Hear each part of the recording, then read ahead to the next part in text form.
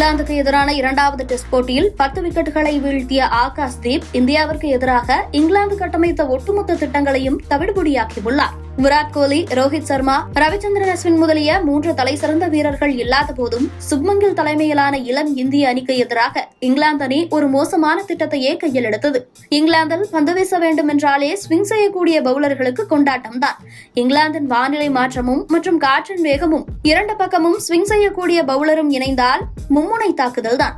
எப்போதும் swing, bounce என வேகப்பந்து வீச்சாளர்களுக்கு சாதகமான பவுலிங் பிச்சை உருவாக்கும் இங்கிலாந்து அணி இம்முறை பாஸ் பால் அட்டாக்கிற்கு சாதகமாக தட்டையான ஆடுகளங்களையே உருவாக்கியிருந்தது.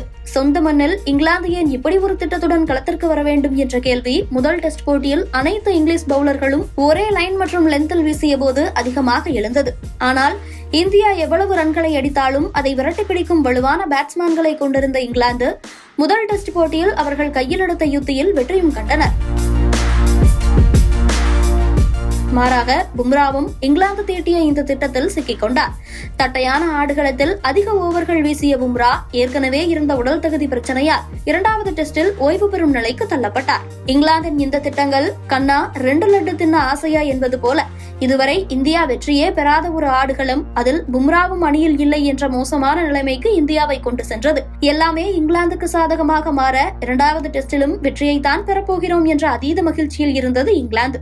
ஆனால் இங்கிலாந்தின் இந்த திட்டங்கள் எல்லாம் தவிடுபொடியாக்கும் ஒரு வீரராக வந்து சேர்ந்தார் இந்தியாவின் ஆகாஷ்தீப்.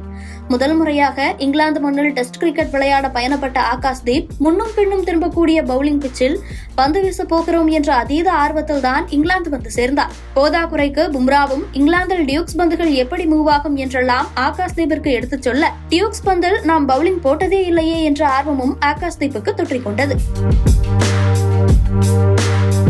இங்கிலாந்து மண்ணில் பந்து காற்றில் ஊசலாட போகிறது, ஸ்விங்கில் நாம் மிரட்டப் போகிறோம் என்ற பயங்கர எதிர்பார்ப்பில் இருந்த ஆகாஷ்தீப் இரண்டாவது டெஸ்ட் போட்டியில் 10 விக்கெட்டுகள் வீழ்த்திய பிறகும் நான் ஏமாற்றப்பட்டேன் என்றே நேர்காணலில் தெரிவித்தார். ஏனென்றால் நன்றாக ஸ்விங் ஆகக்கூடிய ஆடுகளத்தில் பந்து வீச போகிறோம் என்ற ஆசையில் இருந்த ஆகாஷ்தீப்பிற்கு இங்கிலாந்து நிர்வாகம் தட்டையான ஆடுகளத்தை கொடுத்து ஏமாற்றத்தையே கொடுத்தது. ஆனால் அந்த இடத்தில்தான் இங்கிலாந்து அணி ஆகாஷ்தீப்பிடம் சிக்கிக் கொண்டது.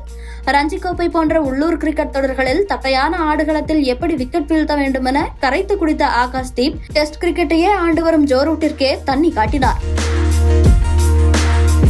ஜோ ரூட்டுக்கு எதிராக சிறந்த டெஸ்ட் மேட்ச் டெலிவரி எது என்றால் ஆகாஷ்தீப்பின் விக்கெட்டை தான் காலம் நினைவில் கொள்ளப் போகிறது. அவன் பொருளை எடுத்து அவனையே போடணும் என்ற வசனத்திற்கேற்ப பிளாட் பிச்சை உருவாக்கிய இங்கிலாந்தின் திட்டத்தை பிளாட் பிச்சிலேயே பந்து வீசி ஊறி போன ஆகாஷ்தீப் இங்கிலீஷ் பேட்டர்களுக்கு எதிராக வித்தை காட்டினார். இங்கிலாந்து மண்ணில் அறிமுக டெஸ்டிலேயே 10 விக்கெட் வீழ்த்திய ஆகாஷ்தீப் ஒரு மறக்க முடியாத வரலாற்று வெற்றிக்கு இந்தியாவை அழைத்துச் சென்றார். இங்கிலாந்துக்கு எதிராக ஆகாஷ்தீப் வீழ்த்திய 10 விக்கெட்டுகளும் 10 முத்தை போன்று வந்து சேர்ந்தது. 140 வரை வீசக்கூடிய வேகம் இல்லை என்றாலும் தன்னுடைய லைன் மற்றும் லென்த்தில் சிறப்பாக வீசிய ஆகாஷ்தீப் ஒவ்வொரு இங்கிலீஷ் பேட்ஸ்மேனையும் பதட்டத்திலேயே வைத்திருந்தார். ஜோ ரூட்டை எப்படி வீழ்த்தினார் என்பது ஒரு ஆர்ட் போல இருந்தது. ஒவ்வொரு வேகப்பந்து வீச்சாளருக்கும் அது கனவு பந்து போன்றது. உலக கிரிக்கெட்டையே டெஸ்டில் ஆண்டு வரும் ஜோ ரூட்டை அப்படி ஒரு பந்தில் ஏமாற்ற வீழ்த்துவது என்பதெல்லாம் அசாத்தியமானது, உலகத்தரமானது.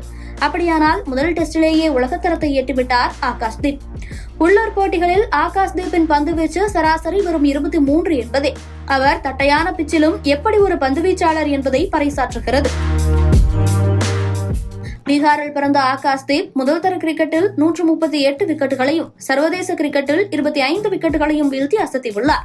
58 ஆண்டுகளுக்கு பிறகு இந்தியாவை வரலாற்று வெற்றிக்கு அழைத்துச் சென்ற ஆகாஷ்தீப் இந்த வரலாற்று வெற்றியை புற்றுநோய்க்கு எதிராக போராடி வரும் தன்னுடைய சகோதரிக்கு சமர்ப்பிப்பதாக தெரிவித்தார்.